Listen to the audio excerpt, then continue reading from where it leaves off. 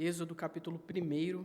Hoje a gente inicia a série nesse livro cheio de histórias maravilhosas e que nos mostra, sobretudo, aquilo que Cristo fez por nós na sua obra. Êxodo capítulo 1, hoje a gente vai do versículo 1 até o versículo 14. Tá? Êxodo 1, de 1 a 14. Deixe sua Bíblia aberta, querido, porque algumas vezes nós voltaremos ao texto e isso ajuda na compreensão daquilo que a palavra tem a nos falar.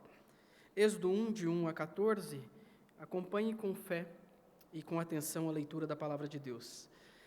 São estes os nomes dos filhos de Israel que entraram com Jacó no Egito.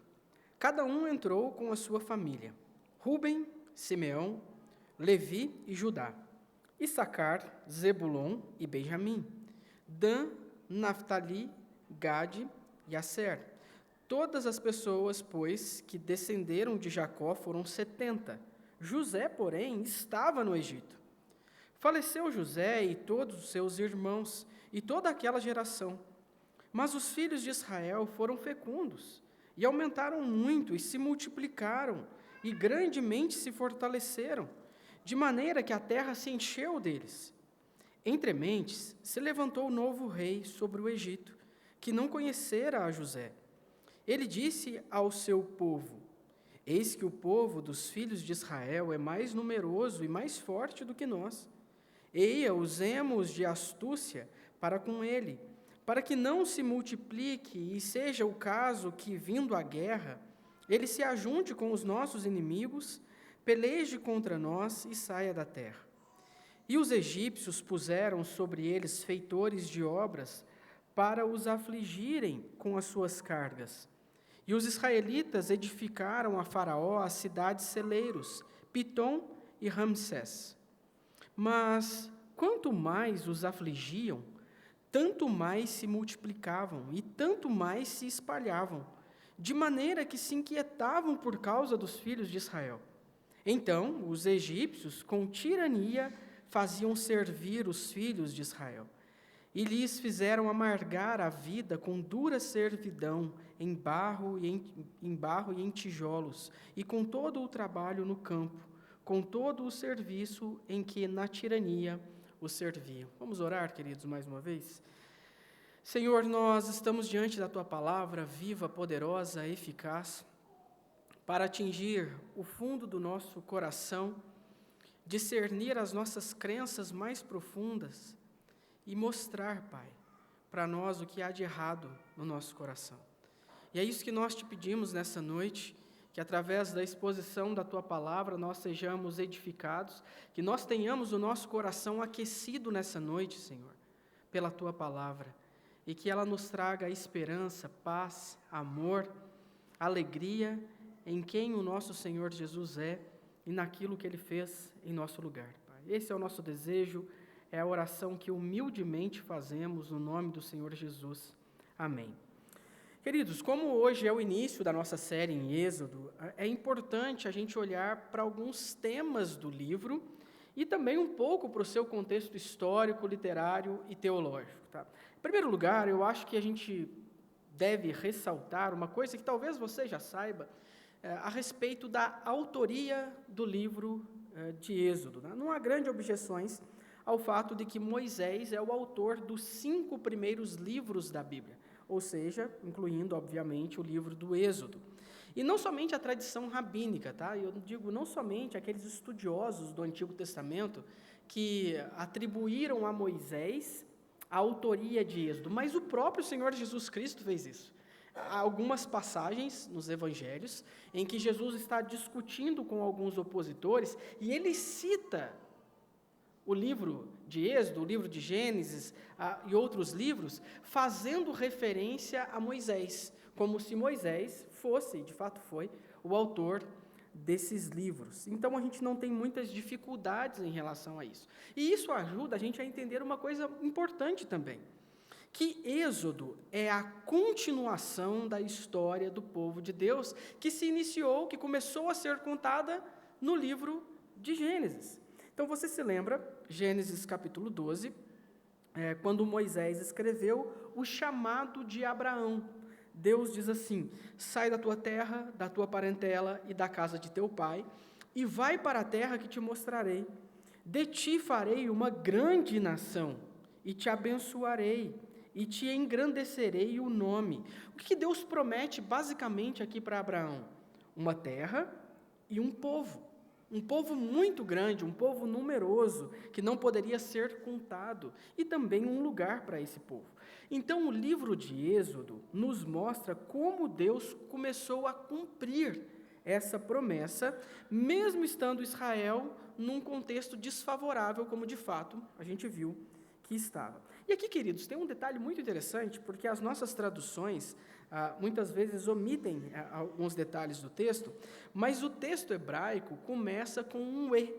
Então, você leu aí no capítulo 1, versículo 1, assim: são estes os nomes dos filhos de Israel. Só que, na verdade, o que está escrito no texto hebraico é o seguinte: e são estes os nomes dos filhos de Israel, dando a ideia de uma continuidade.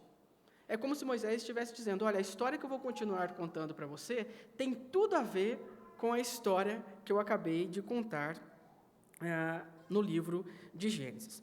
E eu não sei sua impressão, mas para mim parece que Êxodo é um dos livros preferidos, tanto pela teledramaturgia gospel, vamos chamar assim, quanto pelos pais e pelos professores de escola dominical também, não é? Não faltam momentos dramáticos no livro.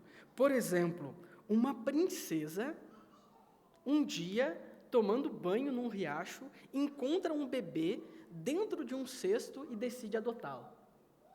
Um arbusto pega fogo. E arbusto pegar fogo no deserto é normal. Combustão espontânea no deserto é algo que acontece o tempo todo devido ao calor. Só que esse arbusto não se consome pelo fogo. Um pastor de ovelhas está vivendo uma vida tranquila numa região do deserto, é chamado para, sem nenhum tipo de armamento, ir enfrentar nada mais do que o homem mais poderoso conhecido em toda a terra. Sapos, rãs, piolhos, feridas e mais calamidades acontecem em larga escala e de maneira sequencial num mesmo lugar. Um povo atravessa um mar, creia, que se abriu somente para esse povo passar em terra seca. Deus escreve com a própria mão, em tábuas, aquilo que Ele quer que o seu povo viva no dia a dia. São histórias, queridas, fascinantes. E é claro que isso nos chama a atenção. É claro que isso vira tema para filme, para série, para novela, para desenho, para histórias e tudo mais. Mas o que a gente não pode perder de vista é que todas essas histórias, por mais assustadoras e maravilhosas que elas sejam, elas não são um fim em si mesmas. O que eu estou querendo dizer para você? Eu estou dizendo que todo esse drama no livro do Êxodo tem a finalidade de apontar para um drama muito maior. E, em hipótese alguma, a gente pode perder de vista essa questão. Quer ver? Se eu disser para você o seguinte: Êxodo é uma história de libertação, correto? Você vai dizer: correto, é claro que é uma história de libertação. O povo está escravizado por Faraó, não consegue fazer nada para se libertar, precisa de um salvador, de alguém que enfrente Faraó e liberte ele da condenação a que ele está submetido. No caso, Moisés, no livro do Êxodo. E aí eu te pergunto, isso lembra você de alguma outra história? É claro que lembra. Essa é uma história menor que lança luz sobre uma história maior, a história da redenção. Nós nascemos condenados pelo pecado, escravizados a ele e sem qualquer condição de fazer algo por nós mesmos. De acordo com a Bíblia, nós estamos mortos nos nossos delitos e pecados. O que nós precisamos, então? Nós precisamos de um Salvador, de alguém que nos liberte do poder e da pena do nosso cruel inimigo. E Cristo é o nosso Salvador. Quando você entende isso, você entende que Êxodo não é sobre Moisés, primeiramente. Êxodo é sobre Jesus Cristo. Essa é a história, a grande história que está sendo contada. Deixa eu te dar um outro exemplo. Êxodo também é uma história de sacrifício, não é? Você se lembra, capítulo 12, acontece o sacrifício do cordeiro pascal. Naquela noite, o anjo da morte passa por sobre o Egito, e todas as casas que têm marcado o sangue de um cordeiro, sem defeito, o anjo passa por cima e nada faz com aquela casa. O que isso te lembra? Isso lembra Deus passando por cima, olhando para nós e vendo sobre nós o sangue do cordeiro. E por causa disso, eu e você estamos livres da morte eterna.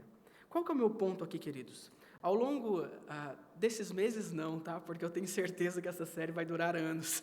Mas ao longo desses próximos anos, nós estudaremos no livro do Êxodo, não somente o que aconteceu com Moisés, com o povo, com a terra, com as guerras, o que for.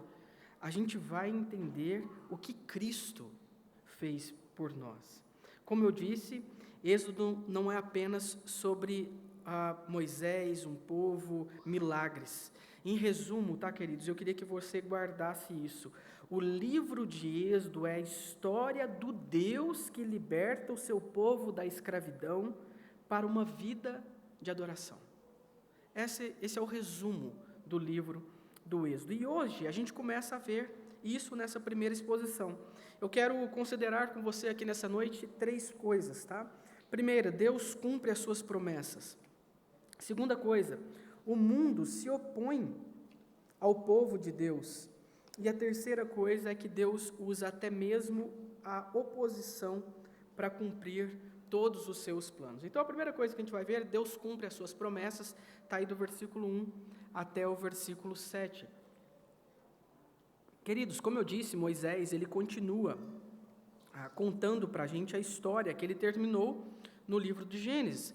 E ele nos dá uma lista daqueles que foram ao Egito. Se você quiser depois saber exatamente os nomes das pessoas que entraram no Egito, é só você voltar lá no capítulo 46 de Gênesis, está tudo lá. Todos os nomes, as tribos, os pais, os filhos e tudo mais, você tem toda essa lista. Mas por que eu acho isso importante? Tá? Eu queria fazer um parênteses aqui. Porque geralmente, quando a gente encontra genealogias ou listas na Bíblia, a nossa tendência, no primeiro momento, esse daqui eu leio depois, eu não quero ler muitos nomes. Mas eu queria que você notasse a importância disso. Sabe por que esses nomes estão aqui? Porque isso daqui é uma história real.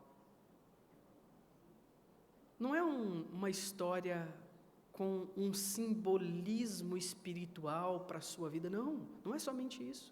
É uma história real, de pessoas reais que viveram no tempo e no espaço e que um dia estiveram no centro dessa história. Por isso que nomes, genealogias são tão importantes, porque o autor está dizendo para a gente, olha, eu não estou inventando nada. Eu não estou dizendo para você aqui com os nomes aleatórios para você acreditar no que eu vou falar depois. É isso daqui mesmo que aconteceu. E sabe o que é interessante? É que o Novo Testamento valida aquilo que o Velho Testamento, o Antigo Testamento diz. No Novo Testamento a gente tem também essas referências, as pessoas que foram ao Egito. E uma pergunta óbvia, né? Se você reparou na leitura do texto, no primeiro momento Moisés não cita o nome de José, mas isso por um motivo óbvio, né? José não entrou no Egito como os seus irmãos, os seus sobrinhos e toda a família de Jacó. Ele já estava no Egito, é isso que o versículo 5 diz para a gente. Todas as pessoas, pois, que descenderam de Jacó foram 70, José, porém, estava no Egito. Então é por isso que ele não é contabilizado aqui, mas é claro, ele é contabilizado como parte da família do patriarca Jacó. E eu queria que você reparasse numa coisa importante aqui, tá? Versículos 6 e 7 conta pra gente que o tempo passou e os patriarcas e os seus filhos morreram. Mas a promessa de Deus a eles não morreu. E é isso que eu queria mostrar para você. Se você olha no versículo 6, diz assim: faleceu José e todos os seus irmãos, e toda aquela geração. Aí o 7. Mas os filhos de Israel foram fecundos e aumentaram muito, e se multiplicaram, e grandemente se fortaleceram, de maneira que a terra se encheu deles. Olha que interessante, queridos. Moisés usa 5 expressões para falar aquilo que estava acontecendo com o povo de Deus lá no Egito. Se Moisés dissesse assim, eles foram fecundos, você entenderia? Mas ele quer ressaltar isso para você, porque ele está relacionando toda essa fecundidade com o agir sobrenatural de Deus. Então ele diz, foram fecundos, aumentaram muito, se multiplicaram, se fortaleceram e a terra se encheu deles. O que ele está querendo dizer aqui, queridos? Ele está querendo destacar para o seu leitor que é Deus cumprindo as suas promessas. O que Deus prometeu para Abraão em Gênesis capítulo 12? Um povo muito numeroso. E o que está acontecendo aqui agora, de acordo com Moisés? Deus está cumprindo aquilo que ele prometeu, está dando uma descendência, um povo numeroso, e é isso que Deus faz, ele cumpre as suas promessas. Agora, eu queria que você reparasse num detalhe importantíssimo. Onde que Deus faz o seu povo crescer? Em outras palavras, em que lugar Deus decide cumprir a sua promessa? No Egito, em um lugar onde eles são estrangeiros, em um lugar que não pertence a eles. Queridos, eles não estão em casa, eles não estão no controle do ambiente, eles não têm as condições ideais, ou seja, Deus escolhe um cenário nada favorável para executar aquilo que Ele mesmo determinou. E isso significa que o crescimento de Israel não foi fruto de uma estabilidade política, de conforto social ou de segurança, porque eles não tinham nada disso naquele momento. Foi fruto de uma promessa daquele que nunca mente e que sempre cumpre aquilo que ele prometeu fazer. E eu quero que você seja confortado por essa verdade nessa noite. Deus não precisa de um ambiente favorável ou de condições ideais para cumprir o que Ele diz na sua vida. Às vezes a gente pensa assim, quando eu mudar de igreja, aí eu vou servir melhor. Quando eu ganhar mais dinheiro, aí eu vou ser fiel no dízimo. Quando eu tiver mais tempo, aí então eu vou orar e ler a palavra de Deus. Quando as coisas se acalmarem, aí eu vou amadurecer. Quando minha vida estiver um pouquinho mais tranquila, então eu vou ter condições de obedecer a palavra de Deus. Mas eu queria que você reparasse que é exatamente o contrário que acontece em Êxodo capítulo 1. Ele mostra que o crescimento do povo de Deus não depende do Egito ser bom ou ser o lugar ideal, mas depende do Senhor ser fiel à sua própria promessa. Então, queridos, a pergunta para mim e para você não é onde eu estaria melhor para Deus agir. Em outras palavras, o que eu tenho que fazer para destravar o favor de Deus sobre a minha vida? Qual atitude que eu tenho que ter? O que eu preciso para destravar o braço de Deus em meu favor? Não é essa a ideia. A ideia é o que Deus quer formar em mim, no lugar onde eu estou hoje, e isso inclui o lugar de fraqueza e vulnerabilidade que você se encontra hoje. Deus vai cumprir as promessas dele. Ele vai conformar você à imagem de Cristo, não somente quando tudo estiver tranquilo na sua vida, mas especialmente quando você estiver experimentando diversos sofrimentos. Deus há de cumprir tudo aquilo que Ele prometeu para mim e para você na palavra dEle, independentemente da bagunça que você se encontra hoje na sua vida. Sabe por quê? Porque não depende de quem quer ou de quem corre. Não depende do que você faz ou do que você deixa de fazer, mas depende de Deus usar misericórdia, de Deus ser fiel às promessas dEle, e tudo aquilo que Ele prometeu, Ele vai cumprir. Uma segunda coisa que a gente aprende aqui, queridos, é que o mundo se opõe ao povo de Deus. Isso está aí do versículo 8 até o versículo 10. Se você reparou na leitura, o tempo passa e as coisas mudam, né? O texto diz: levantou-se um novo rei que não conhecera José. Ou seja, a mesma nação, olha que interessante, a mesma nação que um dia foi grata e que só não morreu de fome por causa de José, agora age como se nada tivesse acontecido. Ela apaga a história, né? O acordo feito entre José e o antigo rei do Egito, que garantia honra e proteção, agora não vale de nada mais. Por quê? Porque ambos estão mortos. E os seus conhecidos também estão mortos. Toda aquela geração morreu e o acordo morreu junto. A política mudou e a memória, infelizmente, se perdeu. Aquilo que havia sido tratado agora não vale mais. E, queridos, eu acho que isso ensina uma coisa muito importante para a gente, tá? Favores humanos são instáveis. Aquilo que ontem era uma porta aberta, amanhã vira uma porta fechada. Aquilo que ontem era respeito, amanhã pode virar desconfiança. E é por isso que a fé do povo de Deus não pode estar amarrada em proteção do governo, aceitação social ou estabilidade de qualquer ideologia ou sistema. O Senhor não muda, mas o mundo muda o tempo todo. E aí você se lembra de Deus falando através do profeta Jeremias, capítulo 17, versículo 5, quando ele diz assim: maldito o homem que confia no homem, que faz da carne mortal o seu braço e aparta o seu coração do Senhor. O que Deus está dizendo aqui? Não é que você não vai ter relações de confiança na sua vida, você vai. O seu casamento vai ser uma relação de extrema confiança, sua família, as amizades e tudo mais. A questão é, aquele homem que acredita que toda a sua esperança está em outro homem, está fadado à frustração. Porque nenhum homem é capaz de sustentar aquilo que ele diz. Você pode ter ótimas intenções, você pode ter um coração bom, você pode falar, comigo é no fio do bigode. Expressão antiga, não é? E amanhã você estar morto, e as promessas que você fez simplesmente não valeram de nada. E é isso que acontece aqui. Um novo rei se levanta, e agora o povo de Deus não é mais bem visto naquela terra.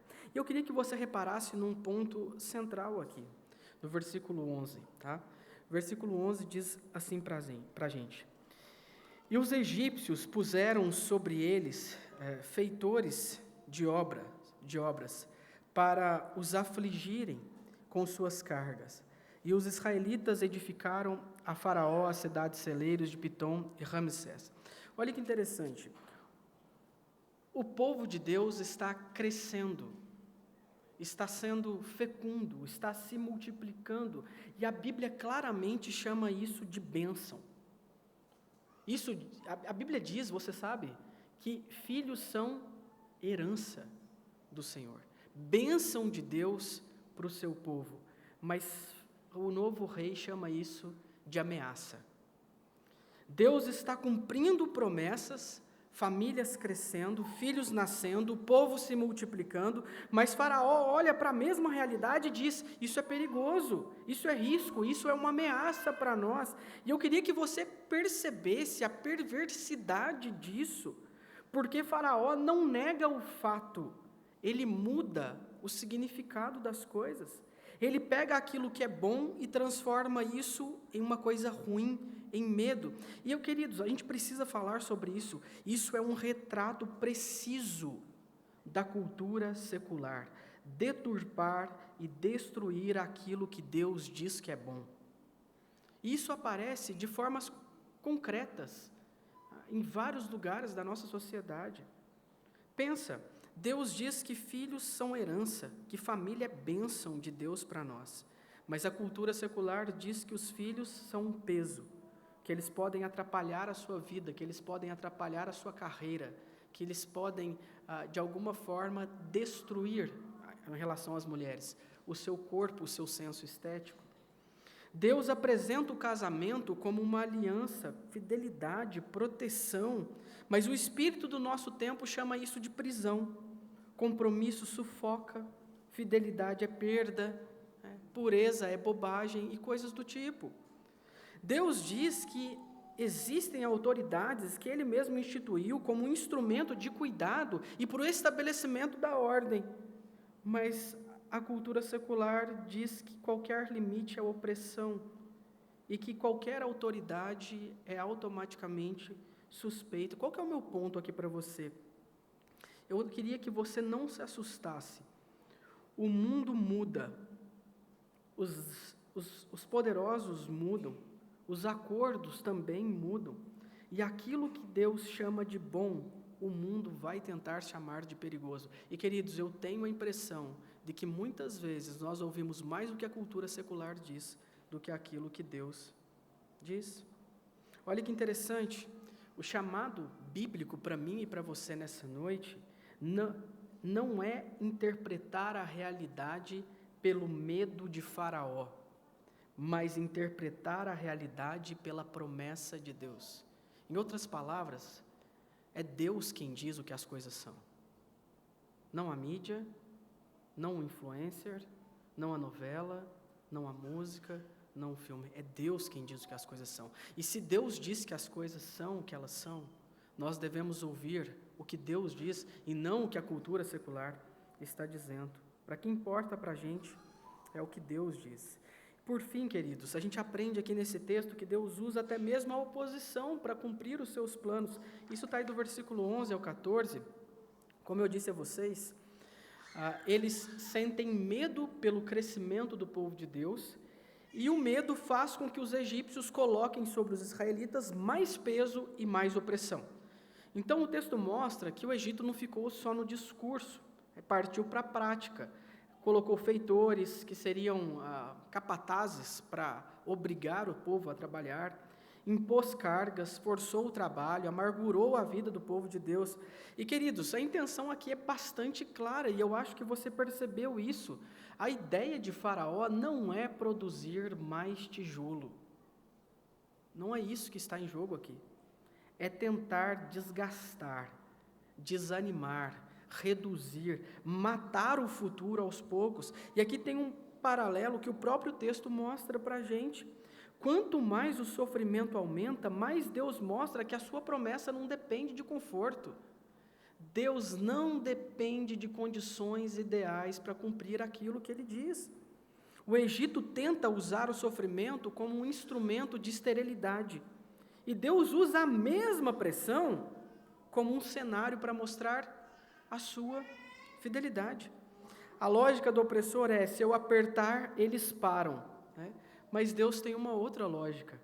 Mesmo apertados, eu sustento o meu povo com fidelidade. E é por isso que o povo de Deus continua crescendo, continua se multiplicando, mesmo os egípcios aumentando o sofrimento sobre eles. Queridos, eu queria considerar algumas coisas aqui com vocês, já caminhando para o final dessa exposição. A primeira coisa que a gente precisa aprender, que a gente não pode confundir pressão com abandono. O que eu estou querendo dizer para você? Quando a gente olha o texto de Êxodo, capítulo 1, a gente vê que o peso, a pressão sobre o povo de Deus está aumentando, e aumentando muito. Mas Deus não soltou as rédeas da história. Pelo contrário, Deus continua atuando mesmo em meio ao sofrimento do seu povo. O sofrimento nunca é uma prova de que a promessa de Deus falhou. E por que eu estou dizendo a você isso? Porque o seu coração será tentado a acreditar no momento da sua dor que Deus se esqueceu de você por causa do que você estava vivenciando. O nosso coração é assim.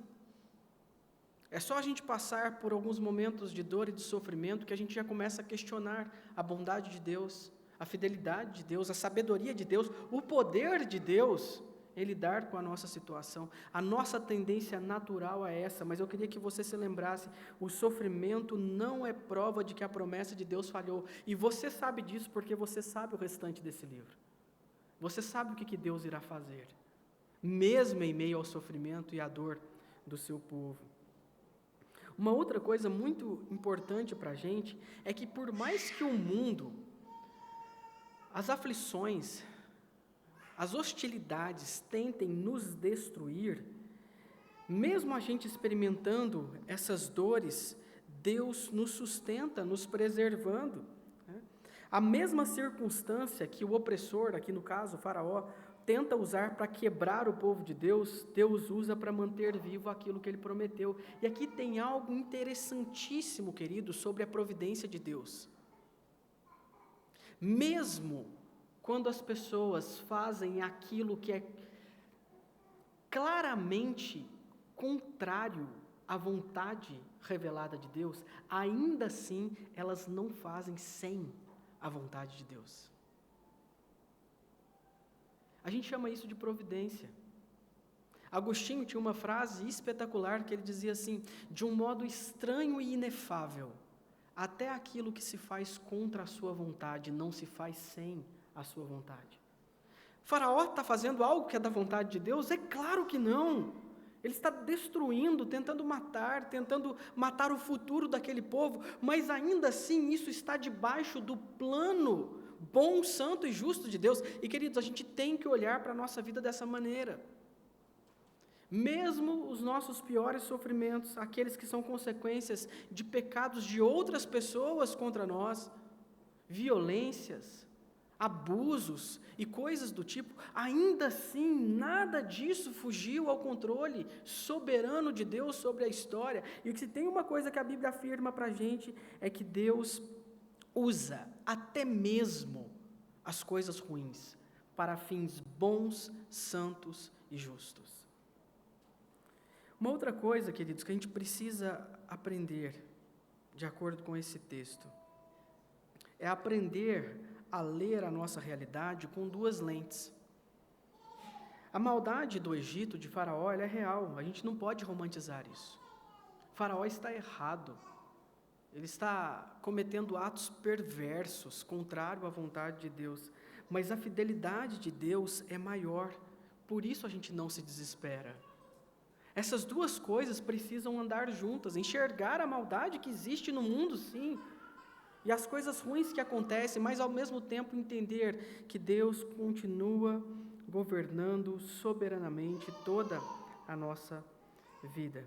Queridos, Êxodo 1 nos revela duas realidades ao mesmo tempo: a maldade real do pecado no mundo e a providência soberana de Deus que mantém a sua aliança. O império tenta controlar a história, mas Deus governa a história. O Egito impõe rigor, mas ao mesmo tempo Deus está preservando o seu povo. A promessa de Deus em toda a história sempre caminhou com oposição. A promessa de Deus sempre caminhou com oposição, e mesmo assim, ela sempre se cumpriu. Sabe por quê? Porque a nossa esperança não está em acordos humanos. A nossa esperança não está em condições ideais, favoráveis. A nossa esperança não está naquilo que nós podemos fazer ou conquistar, ou nas circunstâncias que nós podemos controlar. A nossa esperança não está na ausência de oposição. A nossa esperança está no Cristo, crucificado e ressurreto, que reina, conduz sua igreja até o dia em que todo o Egito será destruído e todo o joelho se dobrará diante dele. Queridos, Êxodo não é a história de Moisés. Êxodo é a história do Deus de Moisés. Aquele que prometeu libertar o seu povo, proteger o seu povo, jamais abandonar o seu povo e levar esse povo em segurança até a Jerusalém celestial. É isso que nós acreditamos.